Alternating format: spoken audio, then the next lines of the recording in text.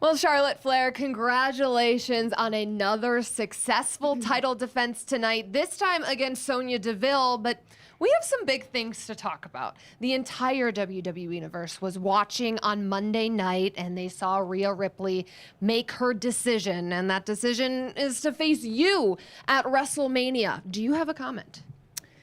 Yes, I will comment on that, but I don't want to gloss over tonight or Sonya Deville. She fought me hard tonight, and I respect her being so persistent. I see a lot of myself in her in regards to she believes that she deserves the opportunity and that she should be in my spot, and she wants that, and she will do it at whatever cost, and I get that, and she fights for what she wants. And she put on a hell of a match tonight. So